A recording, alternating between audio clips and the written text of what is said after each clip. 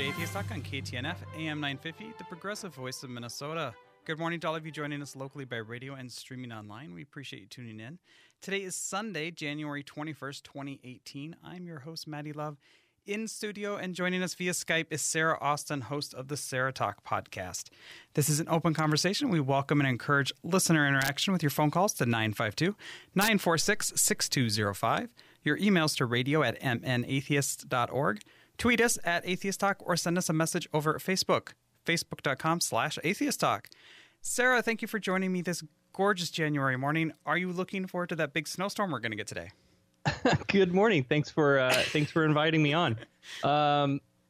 You have snow? Snow, yeah. I moved to Florida 10 years ago, and the only time I've seen snow since is in a vacation to Colorado. Like, you really can escape the stuff if anybody's interested. I hate driving in snow, but yeah. I love snow, and it's Minnesota, so we talk about the weather constantly. Do you do that in Florida too? Oh yeah, absolutely. Okay. Except there, it's like, it's hot. Oh, again it's hot today. again. So we should probably start with some introductions, because I've heard it's like the polite thing to do when introducing people. So listening audience, this is Sarah. She has a podcast. Sarah, this is the listening audience. They listen to live radio and podcasts. I'm hoping you two awesome. like each other and form a lasting and wonderful relationship. That's good. Anyway, pleasantries out of the way. Can you share with the audience like what your show is generally about and like where they can find it? Sure. So we started this thing like in 2015, I think in June of 2015, to really tell the story of my transition. I didn't have a lot of, I wasn't in the groups in the LGBTQ like actual physical community. I didn't have a lot of support, but I had come out to people that I worked with, sort of gradually leading into the final, yes, I'm going to transition. So some people knew that this is what I was dealing with, and man, did they have questions. So I thought, well, gosh, if my friends have questions, I'm sure there's lots of people out there that have questions too. Let me just document this thing, and I'll just, we'll do, and it was very erratic, maybe one a month or two a month, and we'll just talk about what's new and how things are going. And I went to this doctor and this happened. And then I went to this appointment and this is what happened there. And just kind of talk through the process of, once you decide, okay, yes, I'm going to go through the transition process, kind of how that goes. So that was 2015. And then it very quickly developed into something a whole lot more kind of dark and cynical.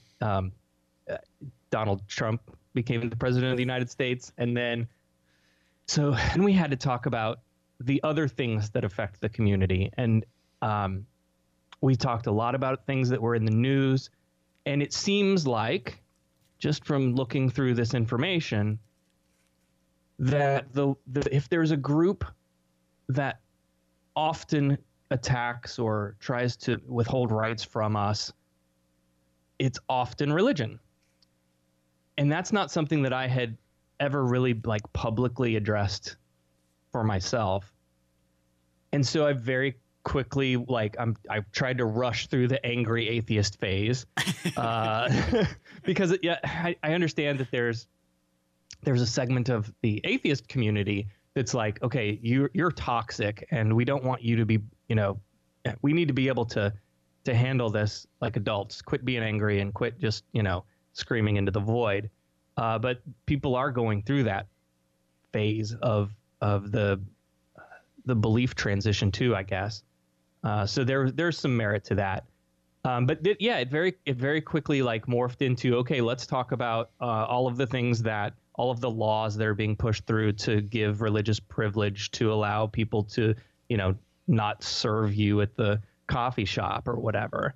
And I have, not to go on too far of a tangent, but I have an inner struggle with that sometimes, because when I try to be like super inclusive and I want to bring everyone in, being an atheist often cuts off part of the LGBTQ community that I could reach, just by saying like, hey, the church is trying to, do this. then a lot of the LGBTQ community who are also faithful and believers are like, okay, this isn't for me. So I have this kind of inner struggle back and forth. But in the end of it all, after those 2 or 3 years that we've been doing this, I think I've decided that, yeah, this is who I am. And what is it? Hitchens said, it's all right to be an atheist. You don't have to be apologetic about it. So I'm kind of making peace with that. You know, for my own show, I was trying to get a counseling organization to come on, and we were talking like, and I was really serious. And then they suddenly realized, like, wait a minute, like, you're an atheist show. We don't really want to be on, like, we can't associate with you because we have religious members. And I was like, really? It's like, I don't quite get why that's it. Because, like, for me, we, even in the studio here for Atheist Talk, we've had Christians in studio. Like, sure, it's not an issue. Like, that's depending on what we're talking about. Like, when we're going, like, for the separation of religion and government, church and state, we can lock arms with people who are religious and fight definitely. That. So, like, I don't understand where the headbutting comes in. Right. You talked about like going through your angry atheist phase. And I was like, I went through my angry atheist phase, just like I went through my uber skeptic phase. And when I transitioned, I went through my like, oh my gosh, I have to have like high heels on every day phase. And I feel like that's a normal phase. So we should just accept the angry atheists, but also have that paternalistic, almost like, yeah, okay, you be angry, fuel the fire, fuel the rage, help us move stuff along, but don't hijack the conversation. Right. And let us teach you, and this is what our community needs, right? Let us teach you how to channel those feelings that you're having into something productive. Yeah, totally. I feel like I was lucky, especially after I found Minnesota Atheists, that I got to surround myself with other atheists in person, not just online. And, you know, so I had that range of community. And I don't know that everybody does. If you're just an online community, sometimes that face-to-face interaction gets, obviously it gets lost if it's online. But I feel like that in-person that's something I community struggle with for sure. Oh, yeah. Finding community. Just I work a third shift job, so normally I'm asleep when normal people are awake. And, I have 2 kids and family and stuff that I need to do too, and producing my show. And so when it's like, okay, let's all get together and go do a thing, I'm like, oh, okay, hang on. When do you want to get together? Because that's okay. I sleep during that time. Yes. This is really hard. And then, and I don't want to, take you into my therapy sessions here, but listening to one of Rissa's recent shows, I grew up in a very, very small town, and I can get into that a little bit more if you'd like. But part of living in that very, very small town, part of that experience is a fear of the city, right? It's just a natural rural versus urban thing that happens. And so even still today, if I have to go into Orlando for a thing, my anxiety ganglia goes crazy. Like, I just can't, Star Trek reference. I hate going downtown. Streets that go one way and all who knows where directions. There's nowhere to park. The traffic is incredibly crazy. Park and walk 6 blocks to get to where you're going. Like, just thinking about it gives me anxiety. So, but guess where all the communities are, right? Yeah. My therapist is in downtown Orlando. The center for the LGBTQ community is in downtown. So everything is in downtown. So I kind of struggle with that too. Oh, that would be terrible. Like I'm the opposite. I love going downtown. Like, I will take the bus and my bike. In fact, I'll just ride my bike from my house to downtown and just like get anywhere I need to go. But then when I drive, I'm like, oh crap, I got to find a place to park. Oh crap. I got to worry about drivers. True. I didn't think about riding the bike. I don't even. It's an awfully long drive though. Well, yeah. And I don't know how, like, Minneapolis is a great bicycling community. I have no idea what Orlando is like. But yeah, I'm just wondering, like, living in Florida, because I think Florida is like, not to sound ableist, but like the crazy part of the United States. Oh, yes. Yeah. So living in Florida as a trans woman, as an atheist, do you have a hard time finding things to talk about for your show? That's interesting too. I try to sort of divide our time. I don't want it to be hyper local, so there are some things that we do talk about that are like things that are happening locally. We've had on recently. We had on a drag performer who does shows here in downtown at different various venues and things like that. So we do those things, but they speak to a larger audience, and like most podcasts, probably we have listeners all over the globe. It is a globe, and you said that very flatly. So yeah, we talk about a lot of national politics too, and occasionally, there will be an international story that comes up, and it's like, oh look, there is another Scandinavian country doing things the right way. Can we do that? Can that be a thing? So yeah, we kind of go all over the place. But the beautiful thing about living in Florida, and I don't know if you and your listeners are familiar with him, is the Florida Man.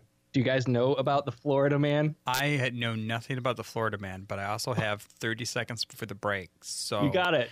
Is this something we should take over to the next break? Yeah, sure. That'll be fine. All right. So it sounded like a lot. All right. Well, you are listening to AM 950. AM 950 KTNF, the progressive voice of Minnesota. This is Mighty Love, and we will return from the break in about 2.5 minutes to talk about the Florida Man.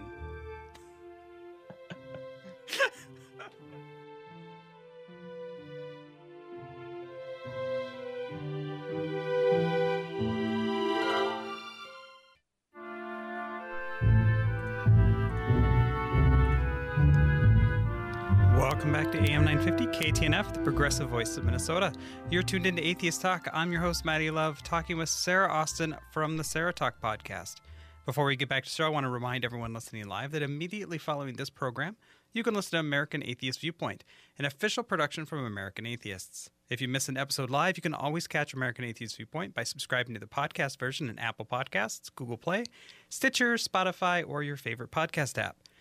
If you're interested in getting involved in the conversation we're having today, the phone number is 952-946-6205. Email us at radio@mnatheist.org. Tweet us at Atheist Talk, or leave us a message on the Facebook post for this episode over at facebook.com/Atheist Talk. All right, Sarah, when we left you, I was stumbling over my words, and because I was really excited to hear about the Florida Man, who I'm assuming is a Gator fan. Oh, the Florida Man. So the Florida Man is like our meme for all the weird stuff that happens in Florida.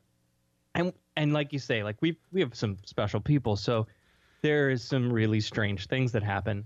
And so our joke is the best stories always start with a Florida Man, and that kind of leads into our segment. I'll give you a couple of headlines. I found a few here that are really good. So right after the hurricane ripped through and tore up all of Central Florida, this headline dropped. 2 Florida men were arrested for trying to steal an electrical pole. So these 2 guys had pulled their truck up to this light pole that had fallen down, and they were going to like scrap metal this thing. And one of the guys had multiple counts of pawn shop problems and all kinds of issues. Let's see. A Florida man was falsely arrested for donut icing, mistaken for meth. So the police pull this guy over. They find powder in his car. They ran it through a field kit. It came up positive, and then when it was tested properly in the lab, they were like, "Nah, he's right. He's telling the truth. It's just icing." As a lab technician myself, that makes me wonder like how much oregano people have got arrested for. Another really good one was a Florida man changed his name is Donald, and he changed his middle name to Trump. Yeah, so it's special. Okay, so if Florida Man isn't like some weird, crazy, like I had it in my head like we're talking like the Slender Man kind of idea, but this is okay. I apparently need to brush up on my online stuff. They really are the best stories. It's the funniest stuff. Yeah, the one recent one, the last one here. There was a man in Florida charged with, and this is, it's actually a terrible story. Like the beginning of it is kind of funny, haha, but then it's like, okay, no, we need to have a serious conversation here. This guy was charged with assault for beating his girlfriend over who ate the last cookie. Yeah. But like, at the same time I hear that, I'm like, well, yeah, I knew you were going to say Florida man. Of course. Right? Exactly. Yeah. So that's what we do with the Florida man segment. Like, we just poke fun at how outrageous people in Florida are sometimes. So we're a 501c3 educational organization. We broadcast on public airwaves. We have to worry about the FCC and not endorsing individual political candidates. You don't have those problems. Does your show like go into politics, and are you allowed to swear? Oh, absolutely, both. So for the political realm, we're pretty left. Some of the issues that we talk about are bills that are going through Congress, and where we land on those, and how we would vote, and how we would encourage people to reach out to their elected officials. Yeah, so we do take sides sometimes, and as far as like specifically campaigns go, I think we've talked to one candidate, a local candidate, who was like during their campaign, and that's Anna Escamani, who was running for the Florida House. We've also talked to Carlos Guillermo Smith, who is now a member of the Florida House also. So it's cool to actually like get the people who are actually doing the work, like, come on the show and tell us what you're all about, because people are going to vote for you. And having worked in radio in the past, the beautiful thing is I do not have to go, all right, well, I gave this guy an hour, so I guess I have to call the other guy and give them an hour too. I don't have those constraints like I did when I worked in radio, and it's kind of nice. I can pick and choose who I want to talk to and what questions I want to ask. And I don't think that our show, because it's on the radio, has to give like fair and balanced kind of faux coverage. Faux is spelled F-A-U-X. That sounds like Fox. Anyway, but because we're the 501c3, we can't. It would be more difficult for us to bring a candidate in without implicitly endorsing them just by having them in. I'm sure we could make it work. It would just. Then also, we're atheists talking. There aren't a whole lot of candidates that are like, yeah, I'd love to be on an atheist show. Right. That'll really help my election. Hey, look, you got to go after all the demographics. We've really, like, when we go into politics on here, we more focus like policies. We discussed how we felt about like the recent religious liberty stance from the White House, like with doctors withholding treatment for trans people. It's like we can talk about that kind of stuff without any problem. But yeah, and we talk about a lot of that kind of stuff too. Some of the questions that we had on our show last night kind of came around the bodily autonomy and medical issues. And so in one case, one of our original co-hosts had asked the question like, hey, I went to my doctor and I asked for birth control. And initially the guy was like, well, I'm worried about your health. Now, she had a massive infection a few years ago, went into septic shock. She was in a coma for a number of days, and has kind of gradually been getting better since. But, that's what sepsis does. So he was concerned about her health. And then when her health improved to the point where, she thought, okay, well, I should be good now. Like, I'm back at work. Life is good. And she asked again, and he was like, well, we're going to need to get permission from your husband. What? And she's like, hold up, I'm not married. And why would you assume that it's a man? It is, but like, why would you assume that that's the only reason I want birth control? Women take birth control for lots of things. And we just go off on this major tangent of like, are you kidding me? How can you possibly do that? Well, here we are looking in the face of rolling back the Obama era administration change to the Department of Health and Human Services. And they're, wanting to create this new division for conscience that would allow you to go, well, see, I can't give you birth control unless you're married because Jesus. And that's the kind of stuff that I have a problem with. Yeah, that is terrible. Like I work at a Catholic hospital, and we can't even Bless touch you. it. Yeah. It's I don't actually know how you do it. well, it's part of a larger secular organization. Okay. So it does work out. But yeah, same deal. All right, we're gonna go to break here in about 30 seconds. But when we come back, I have a special guest with me here in studio that I wanted to have an opportunity to talk with you about, and that is Flat Jesus. And so we'll return to our discussion with Sarah Austin of the Sarah Talk podcast right after this brief commercial break. This is Maddie Love. You're listening to Atheist Talk on KTNF AM 950, the progressive voice of Minnesota.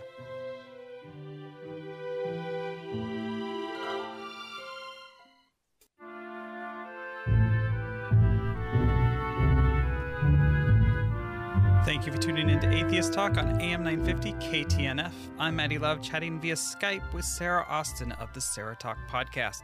Before we continue with our conversation, which will be our final segment this week, I wanted to thank our sponsors.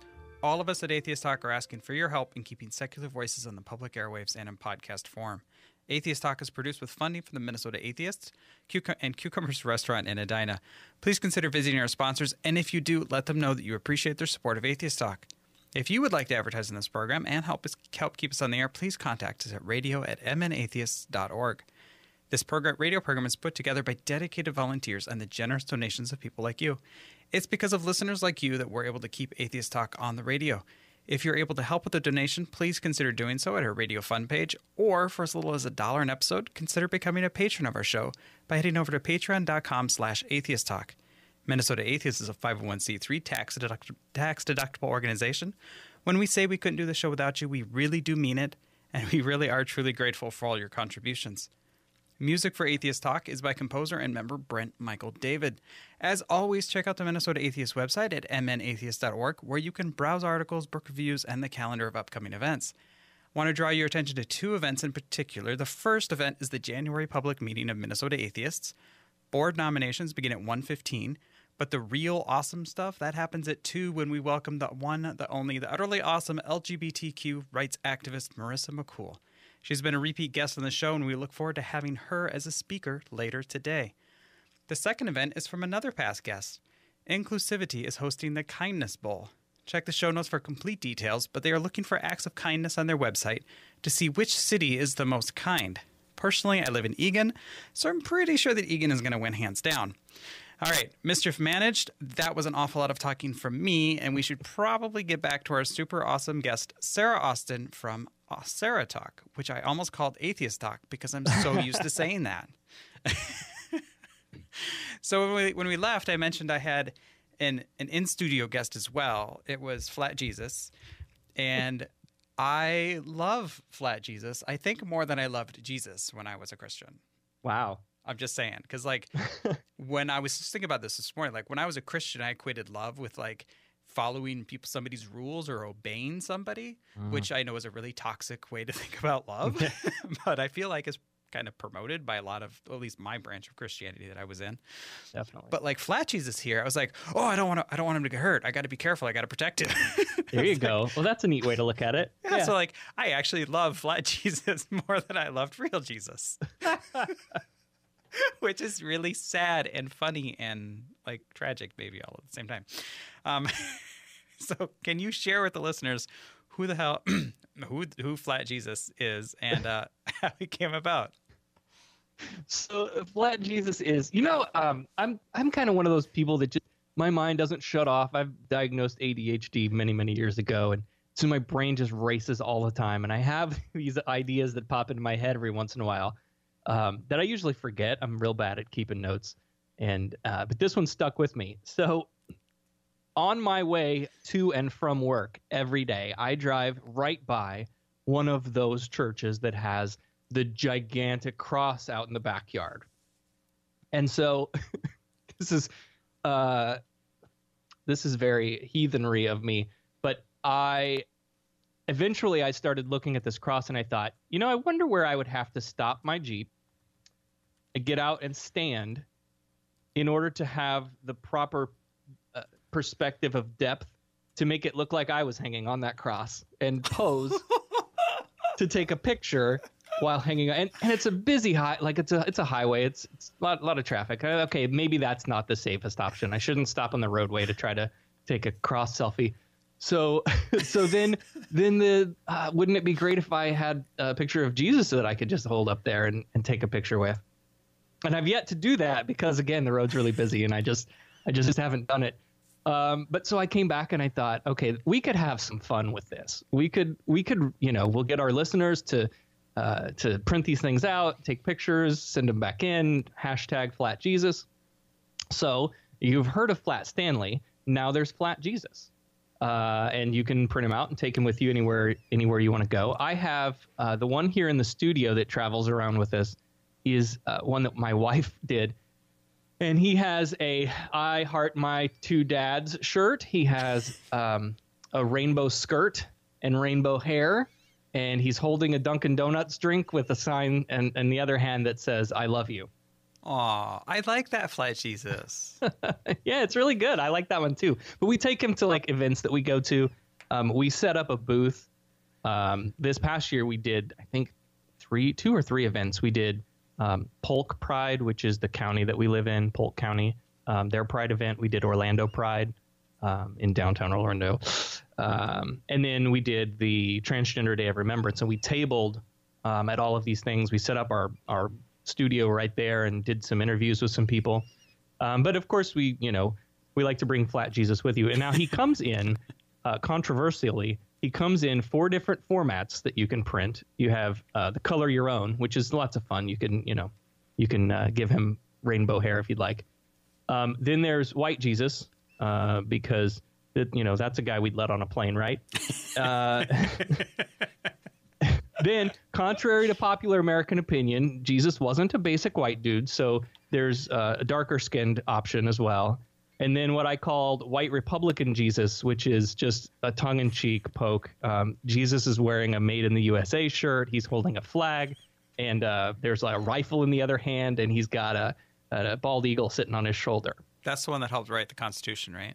Yes, okay, that's the one. Good. Yeah, I like him. He's great. So it's just some fun thing that we can do and interact with listeners and have a good laugh. And because I care about history, I naturally printed off the darker colored Jesus. Of course, because we care about historical accuracy here at Atheist Talk. I'm now thinking I should also laminate him. Because that's we what did you that do with to ours the loved too. ones that you try to protect. You encase them in plastic. But I think when nobody will spill on them.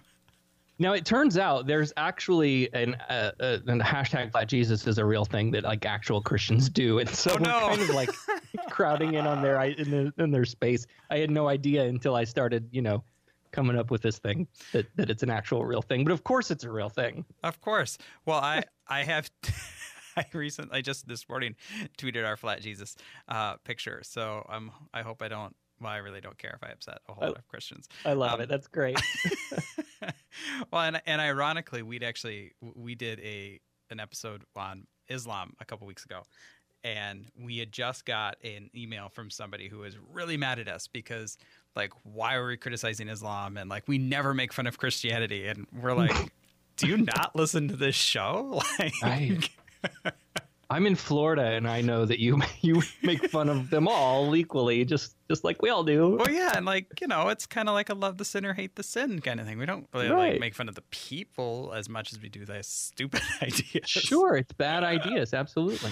I was just thinking as you were telling me about that story of how Flat Jesus came about, that it would have been terrible to have to read the headline, Florida woman drives past... Yes, run over by angry Christian on highway for posing in front of a cross. I know, they would crucify you. Oh my gosh, that's so good. Really nailed that headline. Now I want to write that article, like a mock article. It would be great. We will read it and share it. You mentioned the Transgender Day of Remembrance. That was back in November for listeners. Right about the same time, I was complaining to Nick Fish of American Atheists that here in Minnesota, it's always in a church. Can you share your experience of the T-door, as we say in the business? Yeah. So this was my first year doing it, participating at all. Again, like most of the community is centered around the city.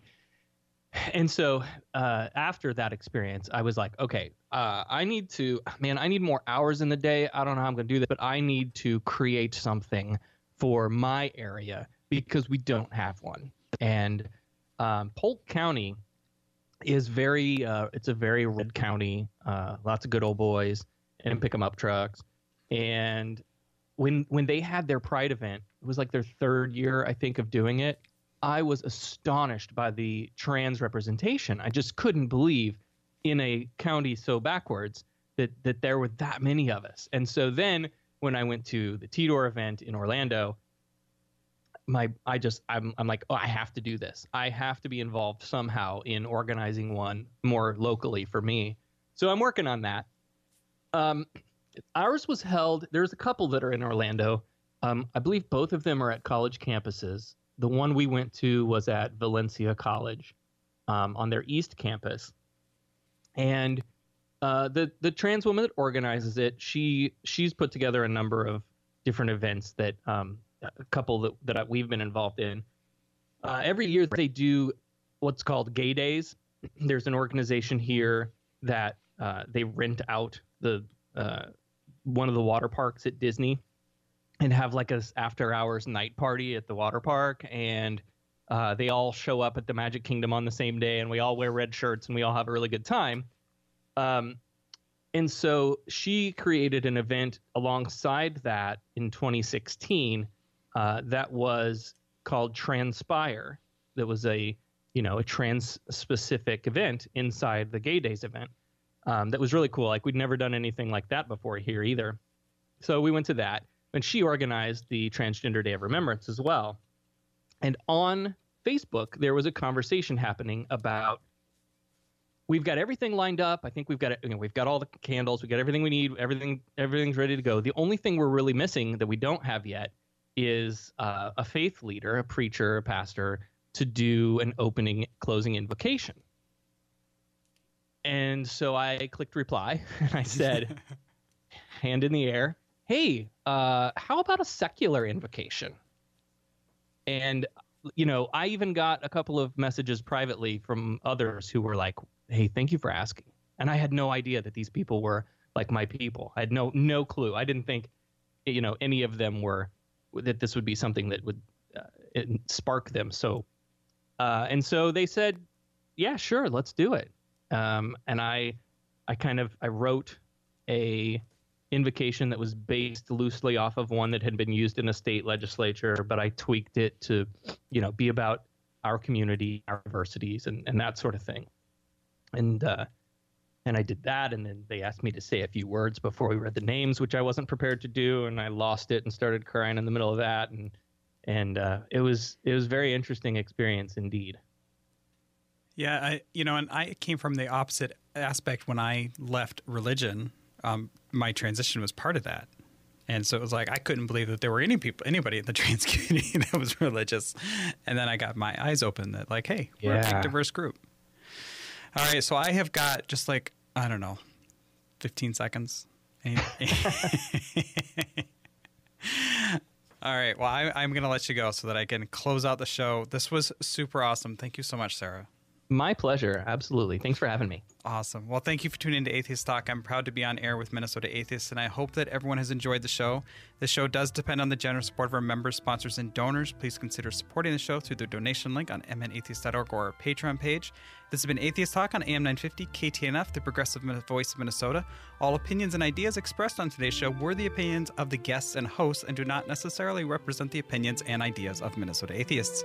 The podcast for the show will be available in just a couple hours. Please stick around through the brief commercial break for American Atheist Viewpoint.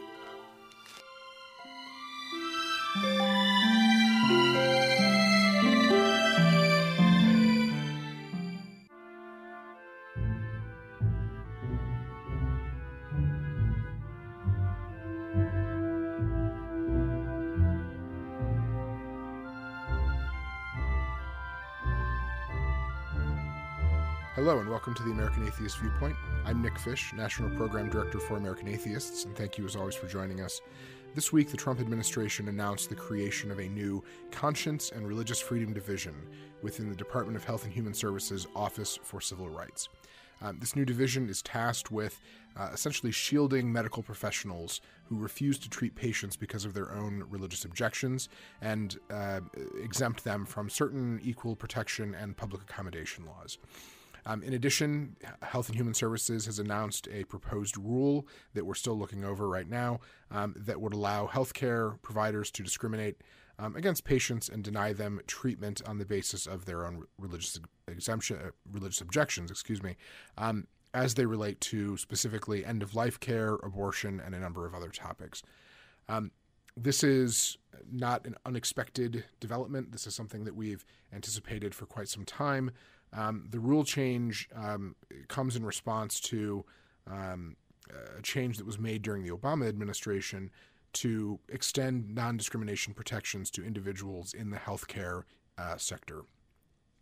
Prior to the Obama administration's rules, healthcare providers were able to use conscience exemptions to deny access to things like birth control, treatment for HIV or AIDS, end-of-life care, and also discriminate against providing transition services for transgender individuals, and even deny emergency ambulance services to a woman who was seeking an abortion.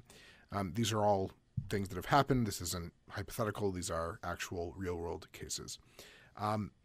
This is just part of a larger trend of the Trump administration's actions on religious liberty, extending religious liberty protections to exemptions for people with objections to one particular type of activity, usually abortion or LGBT issues. In this case, it's centered primarily around abortion. It's important to note that the rule here that they've proposed doesn't say anything about blood transfusions. It doesn't say anything about, Christian Scientists not wanting to provide any sort of medical care. It only extends to people who object to abortion or certain types of end-of-life care. This is essentially picking one type of religious view that is singling it out for special treatment, putting it on a higher platform than any other type of religious objection, and saying that this is a reasonable objection to have and therefore should be protected.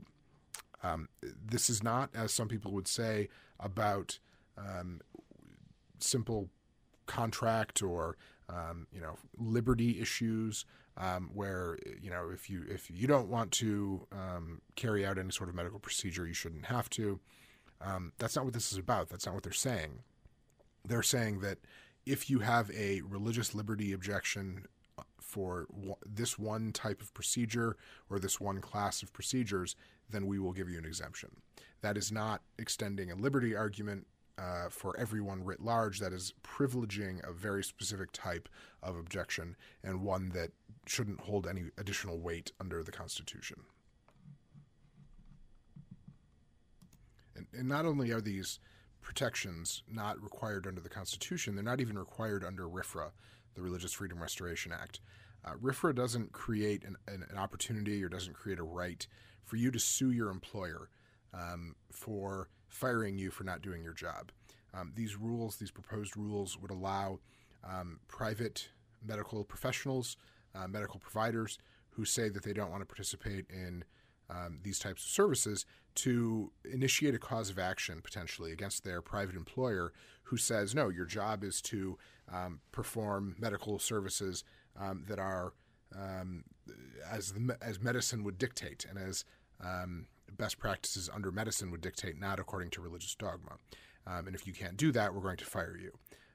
These rules would extend protections to those folks and say for the first time that they could use the government as a way to make sort of civil rights claims against their employer.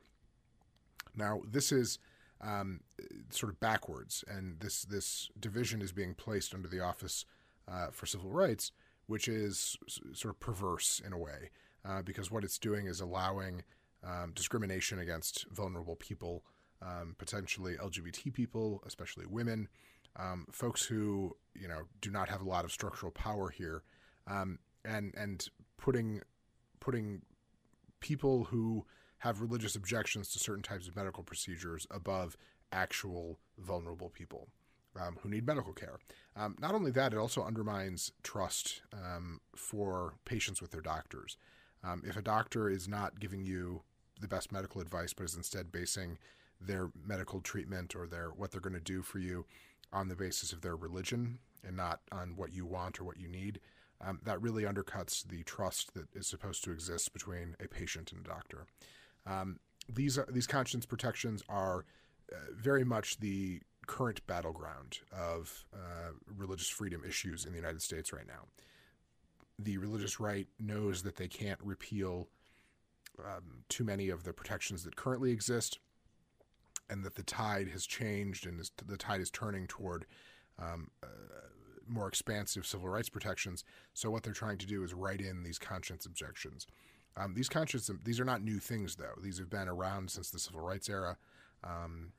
People have quote unquote legitimate religious objections to a lot of things, but that doesn't mean they get out of the law.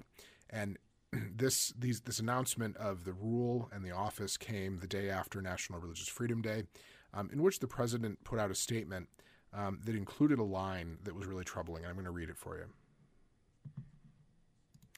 No American, whether a nun, nurse, baker, or business owner, should be forced to choose between the tenets of their faith or adherence to the law.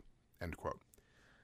That's a really stunning statement because it implies that a person's religion is superior or trumps the law. And that is not the case. That is not what the courts have held. That's not what hundreds of years of history in the United States has held. This is something that goes as far back as Employment Division versus Smith, citing Reynolds, which goes back almost 150 years, saying, quote, "Can a man excuse his practices to the contrary of the law because of his religious belief? To permit this would be to make the professed doctrines of religious belief superior to the law of the land, and in effect permit every citizen to become a law unto himself." That was cited in Employment Division versus Smith approvingly by the late Justice Antonin Scalia in his decision in that case. So this is not some out there notion. The law is the law, and you don't get out of the law just because you think your God doesn't want you to follow it. That's all the time I have for this week. For more information about our work, or to become a member of American Atheists, please visit www.atheists.org. For more information about our convention, including to register to see Hugh Laurie, who will be our headline speaker, as well as a number of other speakers that we've just announced, please visit atheists.org/convention 2018. That's atheists.org/convention 2018. Thanks so much, and we'll talk to you next week.